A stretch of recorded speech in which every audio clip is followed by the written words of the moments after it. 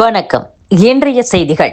தாவேக்கு ஆட்சிக்கு அளித்து வரும் ஆதரவை மறுபரிசீலனை செய்வோம் என்று மார்க்சிஸ்ட் கம்யூனிஸ்ட் கட்சி மாநில செயலர் சண்முகம் தெரிவித்துள்ளார்.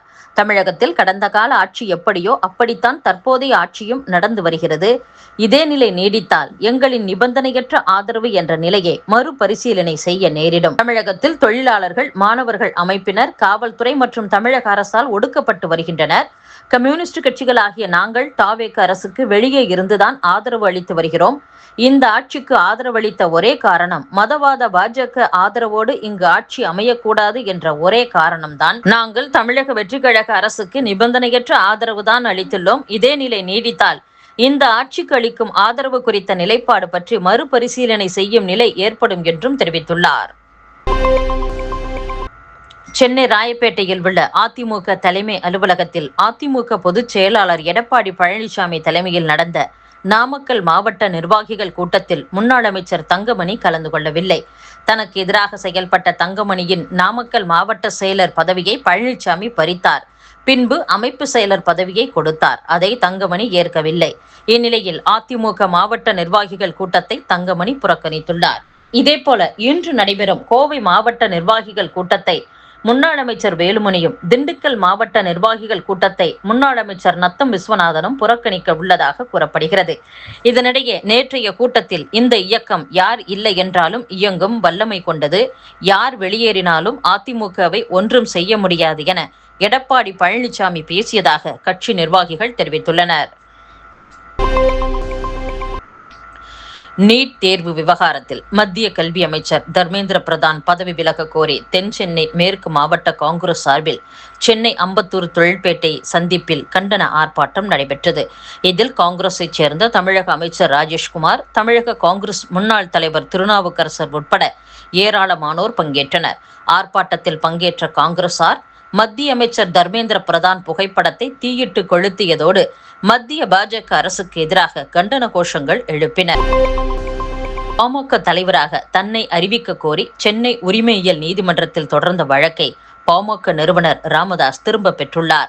சட்டசபை தேர்தலுக்கு முன்பு பாமகவில் கட்சி தலைமைக்கான உரிமை தொடர்பாக அக்கட்சியின் நிறுவனர் மருத்துவர் ராமதாஸ் மற்றும் அவரது மகனும் கட்சி தலைவருமான அன்புமணி ராமதாஸ் இடையே மோதல் ஏற்பட்டது. மேலும் 2 அணியாக கட்சி செயல்பட்டது. தன்னை பாமக தலைவராக அறிவிக்க கோரியும் பாமகவின் பெயர், கொடி மற்றும் சின்னத்தை பயன்படுத்த அன்புமணிக்கு தடை விதிக்க கோரியும் சென்னை உரிமையியல் நீதிமன்றத்தில் ராமதாஸ் சார்பில் வழக்கு தொடரப்பட்டது. இந்த வழக்கு நிலுவையில் இருந்து வந்தது. இந்நிலையில் ராமதாஸ், அன்புமணி இடையே சமரசம் ஏற்பட்டு கட்சியும் ஒன்றிணைந்து உள்ளது. இதையடுத்து நீதிமன்றத்தில் நிலுவையில் உள்ள வழக்கை திரும்பப் பெறுவதாக ராமதாஸ் தரப்பில் மனு தாக்கல் செய்யப்பட்டது. இதை ஏற்ற உரிமையியல் நீதிமன்றம் வழக்கை திரும்ப பெற அனுமதித்து வழக்குகளை முடித்து வைத்து உத்தரவிட்டுள்ளது. வரும் 2029 லோக்சபா தேர்தலுக்கு தயாராகும் வகையில் கட்சி நிர்வாகிகளுக்கு காங்கிரஸ் பயிற்சி அளித்து வருகிறது. அதன்படி தமிழக காங்கிரஸ் மாவட்ட தலைவர்களுக்கான பயிற்சி முகாம் மாமல்லபுரத்தில் இன்று முதல் ஆகஸ்ட் 1ஆம் தேதி வரை 10 நாட்கள் நடைபெறுகிறது. தமிழக காங்கிரஸ் தலைவர் மாணிக்கம் தாக்கூர், மேலிட பொறுப்பாளர் குலாம் அகமது மீர் உள்ளிட்டோர் பங்கேற்கின்றனர். தமிழக காங்கிரஸ் துணைத் தலைவர் கோபண்ணா வெளியிட்ட அறிக்கையில் பயிற்சி முகாமில் மாவட்ட தலைவர்களை தவிர வேறு யாரும் அனுமதிக்கப்பட மாட்டார்கள் என்று தெரிவித்துள்ளார். கரூர் மாநகராட்சி கூட்டத்தில் முன்னாள் முதலமைச்சர் ஸ்டாலினின் படத்தை வைப்பதற்கு திமுகவை சேர்ந்த மேயர் கவிதா தடை விதித்துள்ளார். கரூர் மாநகராட்சியில் கடந்த வாரம் நடந்த கவுன்சிலர்கள் கூட்டத்தின் போது கூட்டரங்கில் முன்னாள் முதலமைச்சர் ஸ்டாலினின் புகைப்படத்தை திமுக கவுன்சிலர்கள் மாட்டினர். இந்நிலையில் மாநகராட்சி மாமன்ற கூட்டம் திமுக மேயர் கவிதா தலைமையில் நேற்று மீண்டும் கூடியது. அப்போது கடந்த முறை வைக்கப்பட்ட ஸ்டாலின் புகைப்படம் அகற்றப்பட்டது. இதுகுறித்து கேள்வி எழுப்பிய திமுக மண்டல குழு தலைவர் கனகராஜ், கடந்த கூட்டத்தில் பெரும்பான்மை கவுன்சிலர்கள் அடிப்படையில் ஸ்டாலின் படம் வைக்கப்பட்டது, அதை அகற்றியது யார் என்று கேட்டார். இதையடுத்து காங்கிரஸ் கவுன்சிலர் ஸ்ரீபன் பாபு, தீர்மானங்களை நிறைவேற்றுவதில்தான் கவுன்சிலர்களின் பெரும்பான்மை அடிப்படையில் முடிவு செய்யலாம், அரசு விதிகளை கவுன்சிலர்கள் பெரும்பான்மை அடிப்படையில் மாற்ற முடியாது என்றார்.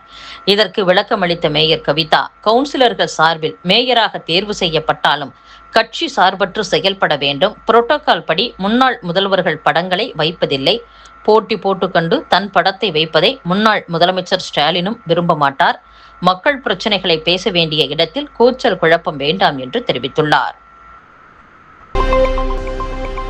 பகுஜன் சமாஜ் கட்சியின் முன்னாள் மாநில தலைவர் ஆம்ஸ்ட்ராங் கொலை வழக்கை சிபிஐ விசாரிக்க தடை கோரி உச்சநீதிமன்றத்தில் தாக்கல் செய்யப்பட்ட மனுவை தமிழக அரசு வாபஸ் பெற்றது. இதனால் இந்த வழக்கு விரைவில் சிபிஐ வசம் ஒப்படைக்க உள்ளதாக கூறப்படுகிறது.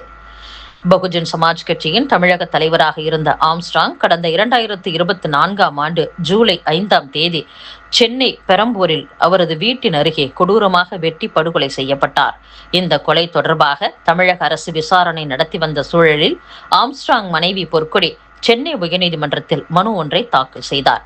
அதில் கொலை வழக்கில் ஆளும் கட்சியினர் தலையீடு இருப்பதால் தமிழக போலீசாரின் விசாரணை நேர்மையாக நடக்க வாய்ப்பு இல்லை, எனவே இவ்வழக்கை சிபிஐ வசம் ஒப்படைக்க வேண்டும் என குறிப்பிட்டிருந்தது குறிப்பிடத்தக்கது.